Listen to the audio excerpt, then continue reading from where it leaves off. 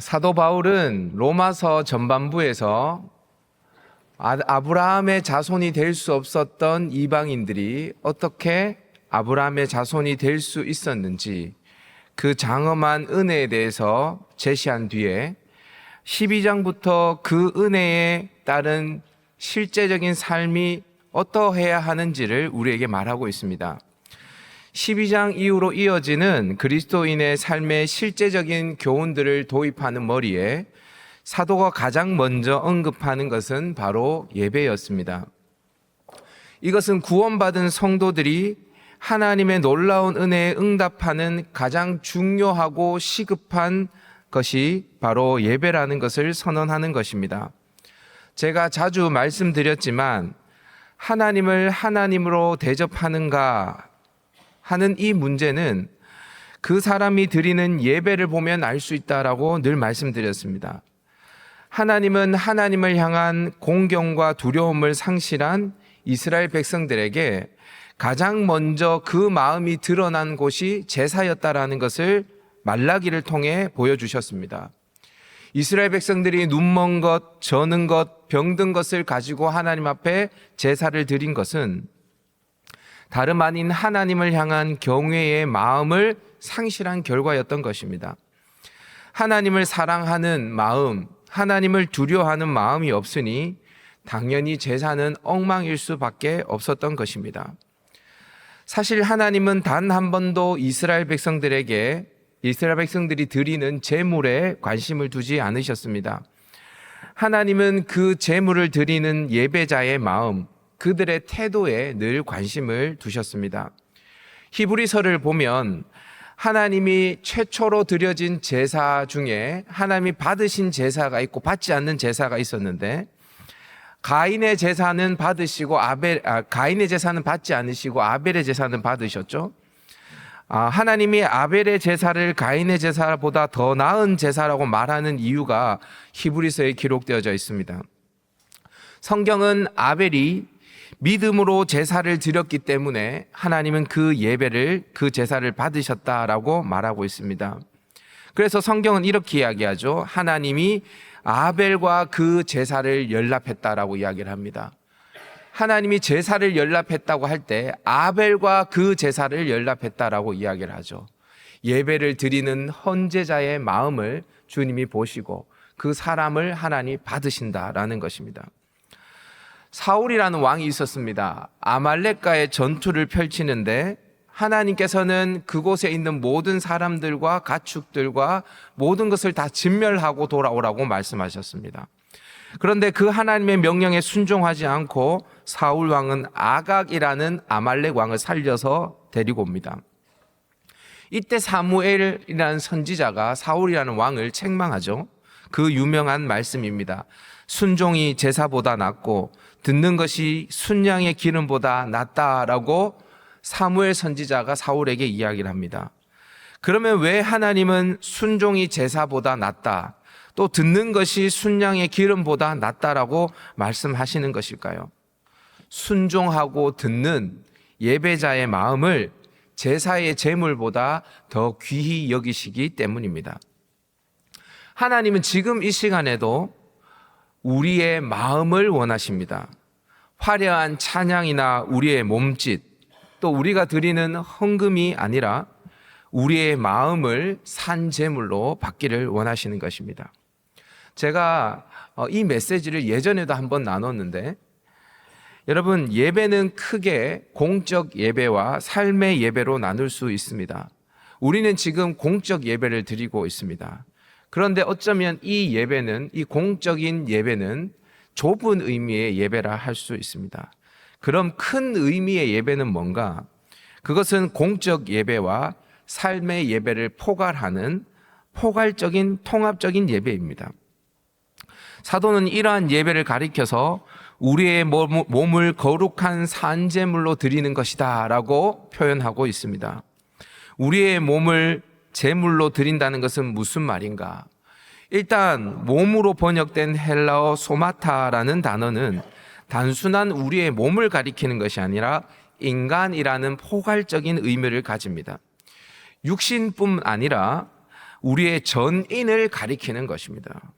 또한 드리다에 해당하는 헬라어 파라스테사이라는 단어는 주인에게 자신의 모든 것을 완전히 맡기는 것을 나타내는 일종의 법정 용어라 할 수 있습니다. 즉 여기에서 나오는 우리의 몸을 거룩한 산제물로 드리라는 것은 좁은 의미의 공적 예배를 넘어서서 우리의 공적 예배와 삶의 예배를 다 포괄하고 우리의 육체적인 행동뿐 아니라 우리의 마음과 가치관, 어떠한 선택과 결정, 그 모든 것이 하나님께 전인적으로 드려져야 할 예배가 되어야 된다는 것입니다. 사도는 이렇게 드려지는 예배가 바로 우리가 드려야 할 합당한 예배, 영적 예배다라고 이야기를 하는 것입니다. 여기에서 영적이다라는 말은 합당하다, 합리적이다라는 뜻이거든요. 이 예배가 바로 우리가 드려야 할 합당한 예배다라는 것입니다. 제가 몇 번이나 말씀을 드렸는데 여러분들 기억하십시오.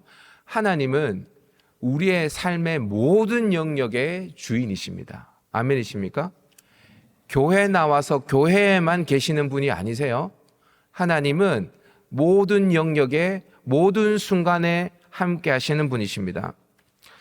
그렇기에 우리는 좁은 의미의 공적 예배와 넓은 의미에 포함되어 있는 삶의 예배의 상관관계를 살펴볼 필요가 있습니다. 하나님은 우리의 일부가 아니라 전부를 원하시기 때문에 우리는 우리의 삶 전체를 하나님 앞에 드려야 하는 거예요. 그런데 여러분, 전체를 드리려면 일부를 먼저 드릴 수 있어야 됩니다. 제가 예전에도 계속 말씀드렸는데 하나님은 우리의 10분의 1의 주인이십니다. 우리의 것의 11조는 우리의 것이 아니라 하나님 앞에 구별하여 드려야 할 것입니다. 그러나 동시에 10의 9도 하나님의 것입니다. 하나님은 우리가 이렇게 주일이라는 시간을 구별하여서 이 한 날을 하나님 앞에 드리기를 원하십니다. 그렇지만 7분의 1의 주인이신 하나님은 7분의 6의 주인이기도 하십니다. 결국 하나님은 열의 열을 7일 중에 7일을 다 받기를 원하시는 분이시라는 겁니다. 우리 하나님이 욕심이 많죠? 우리 하나님은 우리 전부를 원하세요. 우리의 전부를. 하나님은 11조를 바치고 난 뒤에 10분의 9는 네 마음대로 사용해라고 말씀하지 않습니다. 주일 성수는 하고 나머지 6일은 네 멋대로 살라라고 말씀하시지도 않습니다. 하나님은 모든 것의 주인으로 모든 것을 받기를 원하십니다. 그런데 왜 하나님은 10분의 1을 요구하시고 7분의 1을 지키라고 하시는 것일까? 아주 중요한 의미가 있습니다. 제가 계속 말씀드리지만 7분의 1이 7분의 6에 10분의 1이 10분의 9에 영향을 미치기 때문입니다. 이해되시나요? 다시 말씀드리지만 여러분들이 이 시간을 구별하여 하나님 앞에 드리지 못하면 절대로 평일을 주님 앞에 드릴 수가 없습니다. 드릴 수가 없어요. 제가 여러분들에게 한번 질문하겠습니다. 이 공적인 예배에서 하나님을 두려워하지 않는 사람이 이 세상 바깥에 나가서, 교회 밖에 나가서 세상에서 일주일 동안 삶을 살아가면서 하나님을 두려워하겠습니까? 10분의 1을 주님 앞에 드리지 못하는 사람이 10분의 9를 주님을 사랑하는 마음으로 나의 유익이 아니라 주님의 뜻대로 물질을 사용하겠습니까? 절대 그럴 수 없습니다. 산 위의 저수지가 더러운데 그 저수지에 이때에 흐르는 실개천이 맑을 수 있겠습니까? 절대로 맑을 수가 없죠. 반대로 한 주간 하나님을 전혀 의식하지 않는 채 제 멋대로 유욕적인 삶을 살아간 사람이 주일날 예배당에 나와서 하나님을 뜨겁게 예배할 수 있겠습니까? 이 또한 불가능합니다. 공적 예배에서 은혜의 갈망이 없는 마음으로 예배를 드리는 것은 일주일 동안 그가 하나님을 향한 어떠한 삶을 살았는지를 증명해 주는 것이기 때문입니다. 즉 공적인 예배와 삶의 예배는 따로 떨어져 있는 것이 아닙니다. 공적인 예배와 삶의 예배는 서로 영향을 주고 받습니다. 또 하나의 원인이 되어지고 또 하나의 결과가 되어지는 것입니다. 그러면 여러분 중에는 이러한 질문을 하는 사람이 있을 것입니다. 삶의 예배에서 내 멋대로 살았다면 이 공적 예배를 하나님이 받으실 수 없겠네? 그렇다면 예배를 드릴 필요도 없겠네? 네. 논리적으로는 맞습니다. 그렇지만 틀렸다라고 제가 예전에도 말씀드렸죠. 삶의 예배는 공적인 예배에 영향을 미칩니다. 또한 동시에 공적인 예배는 삶에 영향을 미칩니다. 그래서 엉망으로 삶을 살아간 사람이 공적 예배에서 하나님을 뜨겁게 예배하기란 논리적으로 쉬운 일이 아닙니다. 그러나 하나님은 승리의 열매를 가지고 나와 하나님 앞에 예배하는 자의 예배를 받으시는 동시에 죄와 허물로 쓰러져 실패의 흔적을 가지고 하나님 앞에 나와 통회하며 자복하는 자의 예배를 동시에 받으시는 분이다라고 말씀드렸습니다. 하나님은 상하고 통회하는 심정을 멸시하지 않으시는 분이시기 때문입니다. 따라서 우리는 공적 예배에서부터 우리의 삶의 예배의 승리로 우리의 삶을 이끌어가야 합니다.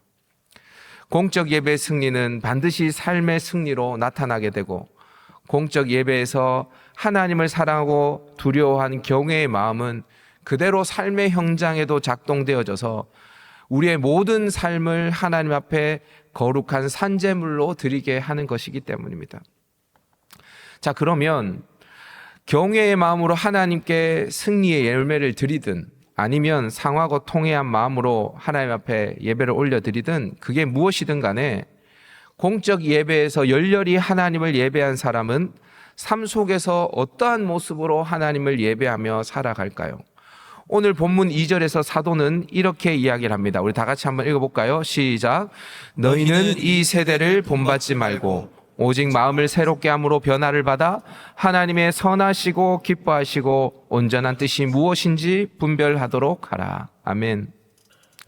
공적 예배에서 하나님을 경외하는 자는 동일하게 그의 삶에서 하나님을 경외하고 하나님의 선하시고 기뻐하시고 온전한 뜻이 무엇인지 분별하여 그 뜻에 자신을 맞추고자 분투하는 삶을 산다는 것입니다. 이러한 삶의 예배자에게 나타나는 두 가지 모습이 있는데 그 첫 번째는 저를 한번 따라 보십시다. 이 세대를 본받지 않는다. 뭘 본받지 않는다고요? 이 세대를 본받지 않는다는 것입니다. 여러분, 우리는 모두가 주류의 삶을 살고 싶어 합니다. 누군가가 예스라고 이야기할 때 나 혼자 노라고 이야기하는 거 쉽습니까? 쉽지 않습니까?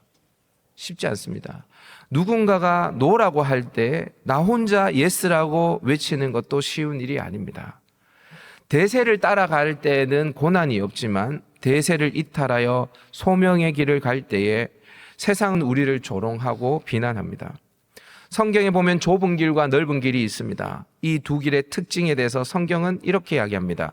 찾는 이가 적으면 좁은 길이고 찾는 이가 많으면 넓은 길이다라고 이야기를 합니다. 찾는 이가 적다라는 것은 그 자체가 소수가 되어진다는 거죠. 그죠? 찾는 이가 많다는 것은 그 자체가 대세다라는 이야기입니다.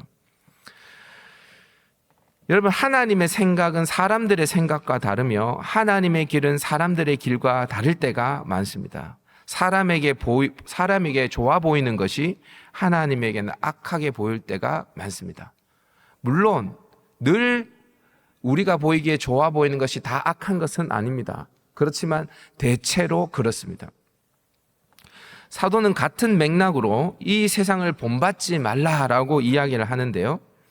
이것은 구원받은 성도가 드러나야 할 합당한 예배다라고 이야기를 합니다. 이 세상을 본받지 말라라는 말이 무슨 말인가? 머리가 조금 아프시겠지만 한번 따라와 보십시오. 이 본받다에 해당하는 헬라어는요, 무엇과 같은 모양이 되다, 무엇을 따르다라는 의미를 가지고 있는 단어예요. 이 단어의 어근은 스케마인데요. 이 스케마는 외형이라는 뜻으로 나날이 그리고 해마다 바뀌어가는 외형을 이야기를 하는 것입니다. 여러분, 어떤 사람의 스케마는요, 어릴 때와 늙을 때가 같지 않죠. 그렇죠. 교회 나올 때와 교회 나올 때 스케마와 집에 있을 때의 스케마가 다릅니다. 우리 자매님들 몇 시간 전만 생각해 보시고 여러분들의 스케마를 한번 상상해 보세요. 몇 시간 전에 스케마를 생각해 보면 여러분들은 아마 그 모습 그대로 교회에 나올 수 없었을 거예요. 근데 여러분 좀 그 스케마를 좀 단장하고 난 다음에 이곳에 나오지 않았습니까? 그렇게 사람의 스케마는 날로 변화합니다. 시시때때로 변화하죠. 바울은 이것을 염두에 두고 이 스케마라는 단어 앞에 매라는 부정어를 붙입니다. 이것은 뭐냐 하면 나날이 변화하는 이 세상의 흐름에 너의 삶을 맞추지 말라라는 뜻입니다. 세상의 패턴, 그 유행에 너의 삶을 맞추지 말라라는 것입니다. 너의 삶을 이 변화하는 세상의 온갖 외형에 맞추려고 하지 말라라는 거예요. 예. 여러분 우리는 얼마나 힙한 걸 좋아합니까? 그죠? 힙한 걸 좋아하죠. 그래서 뭔가 세상의 흐름을 잘 따라가고 놓치지 않고 따라가는 것을 굉장히 중요하게 생각합니다. 그렇지 않는 저 같은 사람들은 굉장히 여러분들이 노땅으로 보고 무시하죠. 그렇죠. 한 번씩 제가 청년들이 무시당할 때가 있거든요. 그것도 몰라요. 뭐 이렇게. 예. 그럴 때가 있거든요. 네. 여러분 이 세상은 날로 변합니다. 그런데 여러분 우리의 생활 태도, 우리의 각종 선택, 판단들이 이 세상에 의해서 이 세상의 패턴에 의해서 좌우되지 않아야 합니다. 야고보서는요 분명히 세상과 벗된 것이 하나님과 원수된 것을 알지 못하느냐라고 우리에게 말합니다. 세상과 벗된 것은 하나님과 원수된 것이에요. 우리는요 하나님의 가치를 가지고 세상을 다스려야 할 사람들이지 세상의 가치에 영향을 받아서 세상의 가치에 다스림을 받는 사람들이 아닙니다. 그럼 이 세상의 패턴, 이 세상의 가치는 뭘까? 여러분 저는요 요즘에 이런 생각을 해요. 이 세상이 돌아가는 원리가 뭘까? 한마디로 말하면 돈이에요. 돈의 원리입니다. 돈의 원리. 돈이 되면 의로운 거예요. 여러분 의롭다. 우리가 하나님의 백성으로 우리는 의로움을 추구해야 되는데, 근데 여러분 이로운 것이 다 의롭지는 않거든요. 물론 이로운 것 중에 의로운 것도 있을 수 있습니다. 그렇지만 모든 이로운 것이 다 의로운 것은 아니거든요. 근데 여러분 이 세상의 원리는 뭐냐면 이로우면, 한마디로 이익이 되면 그것이 의로운 것이라고 생각합니다.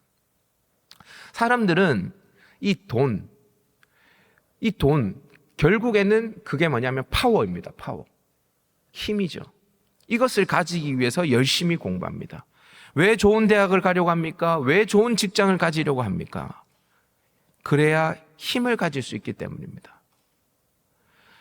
갑이 되지 않으면 을이 되어지기 때문에 적극적으로 인간은 갑이 되고 싶어 합니다. 여러분 혹시 여러분들은 이 세상이 평등하고 그 다음에 균등하게 어느 정도 잘 살고 이런 나라를 원하세요? 어떠세요? 여러분들은 나는 목사님 우리가 비슷비슷하게 어느 정도 잘 사는 나라였으면 좋겠습니다. 한번 손 들어보세요. 없어요? 그러면 막 빈부격차가 많이 나는 이런 나라였으면 좋겠어요? 우리나라가 어느 정도 비슷하게 잘 사는 나라가 되어졌으면 좋겠습니다. 국민들이. 그런 분들 한번 손 들어보세요. 거의 대부분이죠. 근데 여러분 그거 아세요? 인간의 본성에 들어가 보면 비슷하게 잘 살기를 원하지 않습니다. 그건 여러분들 머릿속에 있는 그냥 생각일 뿐이에요. 여러분 우리 모두는 남들보다 아주 잘 살기를 원합니다. 이해되세요? 내가 남들보다 잘 살려면 어떻게 해야 되는지 아십니까? 나보다 못한 사람들이 많아야 돼요. 그거 아시죠? 어떤 시험을 쳤는데 같이 합격하는 것보다 남들은 떨어지고 나만 합격하는 게 더 행복합니다. 아세요? 그거 아세요? 아니라고요? 여러분 우리의 본성에 그런 게 있습니다. 그런데 여러분 우리 주님께서는 이 땅에서 갑으로 사셨습니까? 을로 사셨습니까? 철저히 을로 사셨습니다. 마구간에서 태어났죠. 태어나서도 헤롯의 대학살 때문에 애굽으로 피신했습니다. 목수의 아들로 사셨습니다. 머리 둘 곳이 없었습니다. 나귀를 타고 입성하셨습니다. 십자가에 질 때도 도살할 양처럼 끌려 철저히 을의 모습으로 십자가에 달리셨습니다. 그러면 예수님이 정말 힘이 없으셨는가? 아닙니다. 그분은 하나님의 아들이었기 때문에요. 베드로가 예수님을 잡으러 온 그 대제사장의 종 말고의 길을 내쳤을 때 예수님께서는 그렇게 말씀하시죠. 내가 아버지께 구하여 지금 12군단 더 되는 천사를 보내시게 할 수 없는 줄 아느냐? 무슨 말입니까? 나 힘 있다라는 겁니다. 힘 있는데 힘 안 쓰신 거죠. 쓸어버릴 수 있었습니다. 우리 주님께서 그 로마의 군대를. 그런데 예수님은 그 힘을 사용하지 않으셨습니다. 이것이 세상의 패턴에 자신의 삶을 맞추지 않는 삶입니다. 하나님이셨던 예수님도 하나님을 향한 경외심을 가지고 세상의 패턴을 따르지 않는 예배자의 삶을 살아간 것입니다. 제가 아는 한 커플이 있습니다. 신혼여행을 아주 간소하게 떠났습니다. 그래서 제가 왜 그렇게 신혼여행을 간소하게 갔냐라고 물어봤습니다. 그 재정을 아껴서 어려운 사람들을 돕는 데 사용하는 모습을 봤습니다. 청년부 수련회를 하는데 회비를 못 내는 지체들을 도와주는 모습을 봤습니다. 제가 왜 이렇게 하는지 물어봤거든요. 이 세대를 본받지 않기 위해서라더군요. 물론 우리가 오해하지 말아야 할 것은 무엇을 가지고 또 힘을 가지고 있는 것이 죄다, 죄는 아닙니다. 하나님은 우리가 고생하기를 원하시는 분이 아니시죠. 돈을 가질 수 있습니다. 힘도 가질 수 있습니다. 부자가 되는 것은 죄가 아닙니다. 그러나 부자가 되려고 하는 것은 죄가 될 수 있습니다. 힘을 가지는 것은 죄가 아닙니다. 그러나 힘을 가지려고 하는 것은 죄가 될 수 있습니다. 왜 그렇습니까? 그게 바로 세상의 패턴, 세상의 풍조에 자신의 삶을 맞추는 삶이기 때문입니다. 사랑하는 여러분, 세상은 우리를 향해서 끊임없이 세상의 패턴에 너의 삶을 맞추라 라고 이야기를 합니다. 저는 지난 금요일 날 부르키나파소에서 선교한 선교사님의 이야기를 듣고 제 마음에 큰 도전을 받았습니다. 여러분, 이 땅에 살 수 있죠? 이 땅에 살 수 있습니다. 그분의 아들이 살고 있는 캐나다로 가서 살 수도 있습니다. 근데 그 선교사님은 부르키나파소, 먹을 것이 없는 찜질방 같고 사우나 같은 그곳에서 삶을 사신다고 말씀하셨죠. 모두가 더 높은 곳으로, 더 잘 사는 곳으로, 더 인정받는 곳으로 나아갈 때 그 선교사님은 세상의 풍조를 따라가지 않는 삶이었죠. 여러분, 이게 쉽지 않습니다. 저도 쉽지가 않거든요. 그렇지만 우리를 유혹하는 그 유혹을 과감하게 거부하고 여러분들의 삶을 하나님 앞에 거룩한 산제물로 드릴 수 있기를 주님의 이름으로 축복합니다. 둘째로, 하나님이 선하시고 기뻐하시고 온전한 뜻을 분별하여서 자신의 뜻을 맞추고 분투하는 삶을 사는 예배자에게는 어떠한 모습이 나타나냐? 저를 한번 따라 봅시다. 마음을 새롭게 하여 변화를 받는다. 마음을 새롭게 하여 변화를 받아. 이 본문을 원문의 뉘앙스를 그대로 살려서 말하면 너의 마음 혹은 너의 생각하는 방식을 새롭게 함으로 계속해서 변화를 받으라라고 말할 수 있습니다. 여러분, 인간에게 그 근원은 마음입니다. 성경에서는 그래서 모든 지킬 만한 것 중에 더욱 내 마음을 지키라.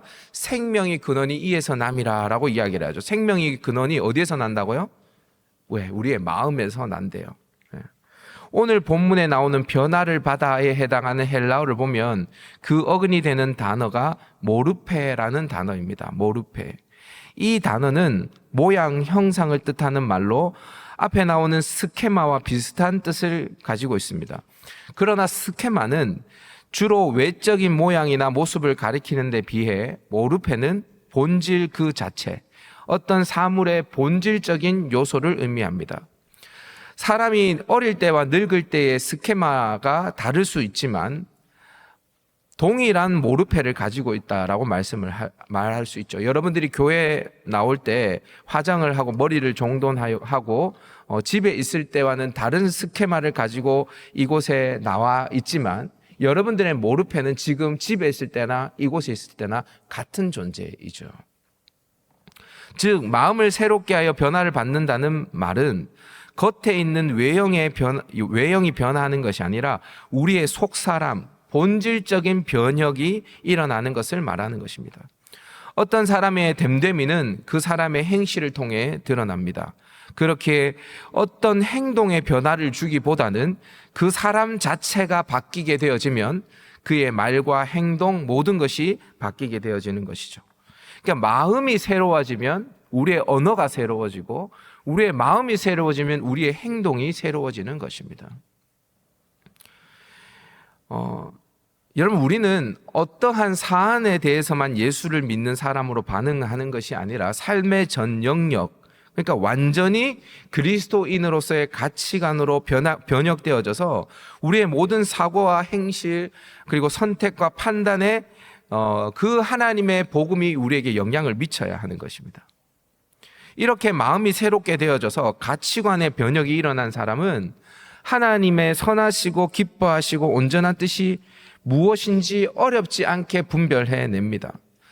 제가 늘 말씀드리지만 왜 우리의 인생이 복잡하냐면요, 왜 우리가 뭔가를 선택할 때 복잡해지냐 하면요, 우리의 마음이 새로워지지 못했기 때문입니다. 자, 여러분, 어떤 사람이 공적 예배에서 하나님을 공경하고 두려운 마음으로 예배를 드립니다. 그리고 그는 삶 속에서 여전히 하나님을 사랑하고 두려워하는 마음으로 일상의 삶도 살아냅니다. 그런 사람이 어떠한 선택을 해야 할 상황이 닥쳤습니다. 그럼 그 사람은 이 세상의 패턴을 완전히 배제한 채 하나님을 사랑하고 두려워하는 마음으로 판단을 내리겠죠. 무언가를 선택하겠죠. 그렇게 선택할 때 그의 선택이 복잡할까요? 복잡하지 않습니다. 단순해집니다. 뭘 하나님 기뻐하시는가? 단순해지겠죠. 여러분, 복잡하다는 것은 뭐냐 하면 우리가 계속 하나님의 뜻이 있는데 이 세상의 패턴을 우리의 인생의 계산기 속에 집어넣으려고 하기 때문에 복잡해지는 것입니다. 계속 다른 수식을 넣으려고 하는 거예요. 그냥 그걸 내려놓으면 돼요. 그럼 하나님의 뜻이 있어요. 여러분, 우리 중에 하나님의 뜻을 몰라서 하나님 앞에 하나님의 뜻을 묻는 게 아니고요, 하나님의 뜻은 이미 여러분들이 알고 계세요. 근데 왜 순종하지 못하냐? 순종하고 싶지 않기 때문입니다. 순종하고 싶지 않기 때문이죠. 그는 하나님의 뜻이 이 세상에서 가장 선하고 온전하다는 것을 알기에 거침없이 주의 길을 걸어갈 수 있습니다. 결국 일어난 사람의 생각은 주님의 생각과 일치가 되어지고 그의 결정은 주님의 결정과 일치가 되어지고 그가 걸어가는 길이 주님의 길이 되어지고 그의 삶의 목적은 하나님의 목적이 되어지는 것입니다. 여러분, 제가 예전에도 한번 이야기를 했는데 저도 모르고 여러분들도 모르지만 우리가 한국 교회의 그 성인이라고 하면 손양호 목사님을 빼놓을 수가 없습니다. 손양호 목사님. 뭘로 유명하죠? 자기의 아들을 죽인 그 원수를 양자 삼으신 분으로 유명하죠. 신사참배, 일제의 신사참배가 있을 때에 신사참배를 거절하다가 옥고를 치르셨습니다. 그때도 한 번만 신사참배를 하면 이 감옥에서 풀어준다고 했지만 손양 목사는 굽히지 않았어요. 끝까지 우상숭배를 하지 않았습니다. 신사참배를 하지 않았죠. 그리고 나중에 있었던 일입니다. 자기의 아들 둘을 죽인 그 원수를 자기의 양자로 삼게 되어집니다.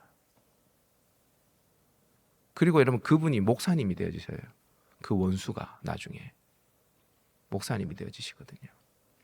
근데 여러분, 제가 저희 교회에 그 손양원 목사님의 딸 손동희 권사님이 예전에 한번 오셨었어요. 그래서 제가 식사 대접을 하면서 1대1로 대화를 나눴습니다. 근데 권사님이 그래요.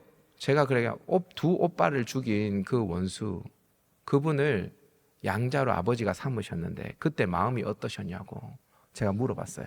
그러니까 아버지가 이해가 안 됐답니다.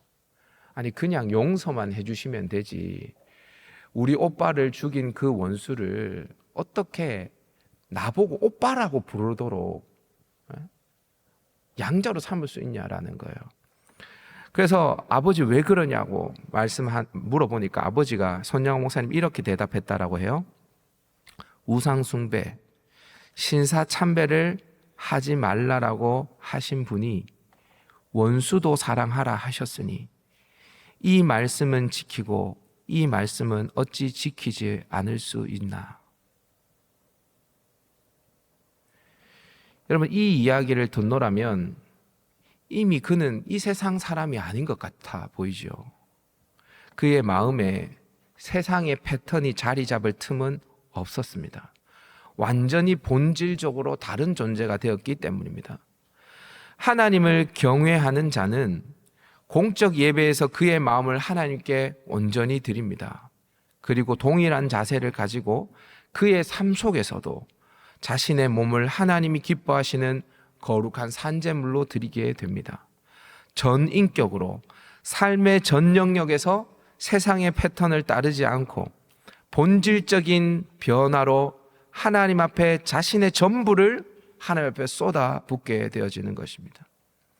바울은 이러한 삶이 구원받은 자가 드려야 할 합당한 열매, 예배, 영적 예배라고 말하는 것입니다. 사랑하는 여러분, 저와 여러분은 누구입니까? 여러분, 사도가 로마서 1장부터 11장까지 어떻게 우리가 아브라함의 자손이 되었는지, 율법의 저주 아래 놓인 우리가 어떻게 의로운 자가 되어질 수 있었는지를 장엄하게 11장에 걸쳐서 이야기를 합니다. 그 이유가 뭔지 아십니까? 그렇기 때문에 너희가 이렇게 살라라는 것입니다.